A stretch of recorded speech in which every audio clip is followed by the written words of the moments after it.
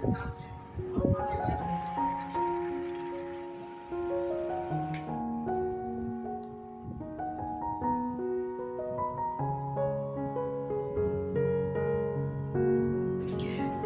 সকাল সকাল এখানে দেখেছো কেমন ঝামেলা বেঁধে গেছে, একদম প্রচণ্ড লড়াই ঝগড়া চলছে। এই যে কিছুজন আবার আসছে সেই লড়াই ঝগড়াকে মিটমাট করতে।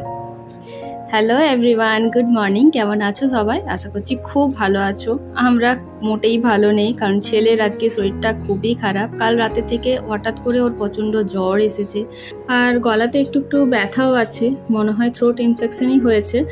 তাই এখন একটুখানি সুজিই বানিয়ে দিচ্ছি। এই শরীর খারাপের সময় না সুজি ছাড়াও কিছুই ভালো লাগে না, মানে ওই যে সুজিটা চিবোতে হয় না, সেই জন্য। তো এখন এই যে খুন্তিটা গরম করছিলাম না, এটার পিছনে একটা লজিক আছে। সেটা হলো, এই যে শুকনো কড়াইতে যখন আমরা সুজিটাকে ভাজি, তখন যদি যে কোনো হাতা বা খুন্তি যা দিয়েই নাড়াবে, সেটা যদি একটু গরম করে দেওয়া যায় না, তাহলে ওই শুকনো সুজিগুলো সেই হাতাতে একদম চিটাবে না। তাছাড়া এমন চিটিয়ে যায় ঠান্ডা খুন্তিতে, তো তখন আবার খুব মুশকিল হয়। তাই এটা আমি একটা উপায় বের করেছি। এখন একদম শুকনো কড়াইতে ভেজে নিয়েছি সুজিটাকে, তারপরে একটু চিনি আর এলাচ দিয়ে ফুটিয়ে নিচ্ছি জল দিয়ে।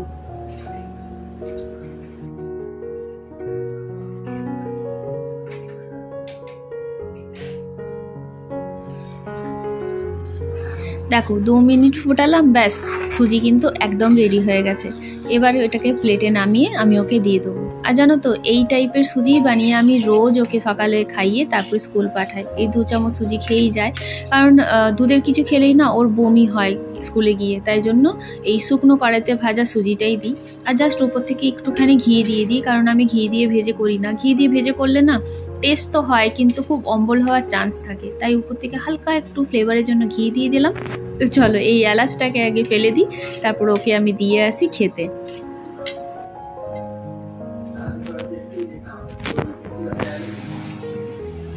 একটু ওঠো।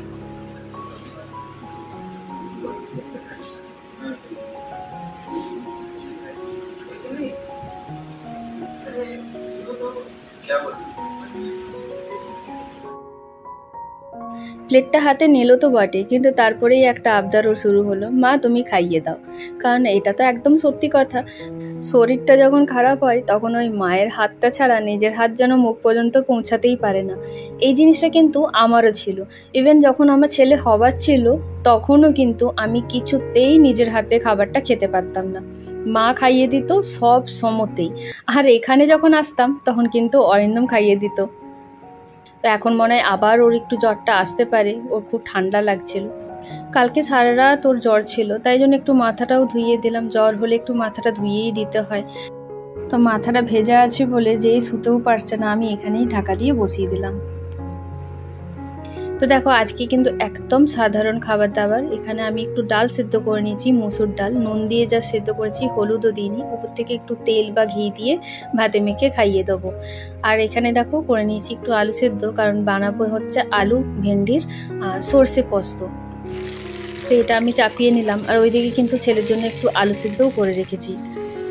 দেখো ভেন্ডিটাকে হালকা পাঁচফোড়ন দিয়ে ভাজা করে নিয়ে তাতে দিয়ে দিলাম নুন, হলুদ আর একটু লঙ্কার গুঁড়ি। তারপরে দিচ্ছি টমেটোটাকে। এবার একটু ঢাকা দিয়ে দেবো, টমেটোটাও নরম হয়ে যাবে। তো দেখো টমেটো কিন্তু নরম হয়ে গেছে, আর সাথে কিন্তু ভেন্ডিটাও আমার সেদ্ধ হয়ে গেছে। দিয়ে দিলাম সেদ্ধ করে রাখা আলুটা। জাস্ট একটুখানি ভাজা করব, অল্প একটু জল দিয়ে দেবো তাতে, যেন নিচ থেকে পুড়ে না যায়, সেই জন্য। তো এবার একটুখানি এটাকে ফুটিয়ে নিয়ে লাস্টে দেবো সর্ষে আর পোস্ত বেটে রাখা, সেই কালকে যে বেটেছিলাম পার্শে মাছের জন্য, সেইটাকেই। তো দেখো এখানে কিন্তু একদম সেদ্ধ হয়ে আমার এটা একদম রেডি আছে। এরপর দিয়ে দিলাম সর্ষে আর পোস্তর বাটাটা।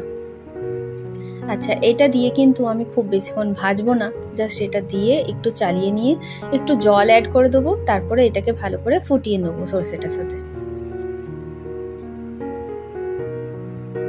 দেখবে বাচ্চাদের শরীর খারাপ হলে না প্রচণ্ড খারাপ লাগে, মনে হয় আমাদের শরীর খারাপ হোক সেটা বরং সহ্য হয়ে যাবে, কিন্তু এই বাচ্চাদের শরীর খারাপ হলে না একদমই ভালো লাগে না, না কিছু বানাতে ভালো লাগে না খেতে ভালো লাগে।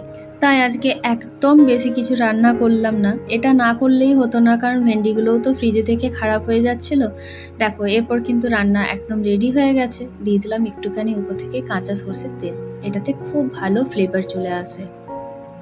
চলো এটা একটুখানি ফুটিয়ে বন্ধ করে দিই। আর এখানে দেখো ভাত হয়ে গেছে, আর ওই যে বললাম সেদ্ধ ডাল, এটা দিয়ে এখন ভাতটা মেখে ওকে খাইয়ে দেবো। এই যে এখানে আলু সিদ্ধ করে রেখেছি, আলু সিদ্ধটাও জাস্ট তেল আর নুন দিয়ে মেখে দেবো।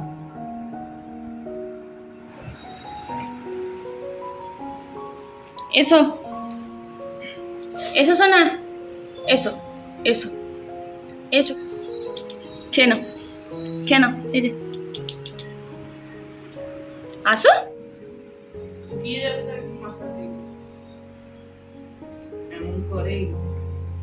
খেয়ে নাও খেয়ে নাও।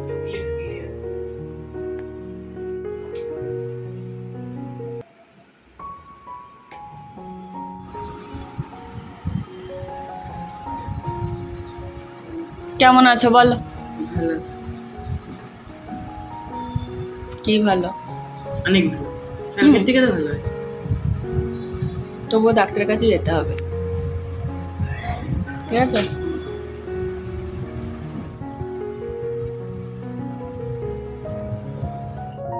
তো কালকে দুপুরে খাওয়ার পরে আর একদমই ব্লগ বানানো হয়নি, কারণ ছেলে জ্বর ছাড়ছিল না, মানে ছাড়ছিল আসছিল, সেই জন্য মন মেজাজ কিছুই ভালো লাগছিল না। ইভেন আমি রান্নাটাও করিনি জানো তো, ওই যে বলেছিলাম দাদার হাতে মা ডিম রান্না পাঠিয়েছে, সেটাই ভাগ্যিস ছিল, সেটাই গরম করে দুটো রুটি দিয়ে খেয়েছিলাম। আর আজকে সকালের দেখো মাসি কাজ করতেও চলে এসছে, হাতে একটা ওষুধ আছে, সেই নিয়ে আমরা অনেক গল্প করছি। মাসিরও শরীরটা খারাপ আর গায়ে হাত পায়ে ব্যথা, তাই জন্য একটা ওষুধ কিনে এনেছে আর আমাকে সেটা নিয়ে অনেক গল্প বলছে। তো মাসির এই বকবক শুনছি আর নিজেও একটু বকবক করছি। আজকে একটুখানি তাও ঠিক লাগছে, কারণ ছেলের আজকে জ্বরটা ছেড়ে গেছে, তাও ভাবছি আজকে একটু যাই ডাক্তারকে দেখিয়ে আসি। আর দুজনের এই গল্পগুজব নিয়ে এই ব্লগটা কিন্তু এখানেই শেষ করছি, আবার দেখা হবে নেক্সট ব্লগে। ততক্ষণের জন্য সুস্থ থেকো, ভালো থেকো, আর যদি ভালো লেগে থাকে তাহলে একটু লাইক শেয়ার আর কমেন্টটা করে দিও। চলো দেখা হচ্ছে পরের ব্লগে, বাই বাই, টাটা।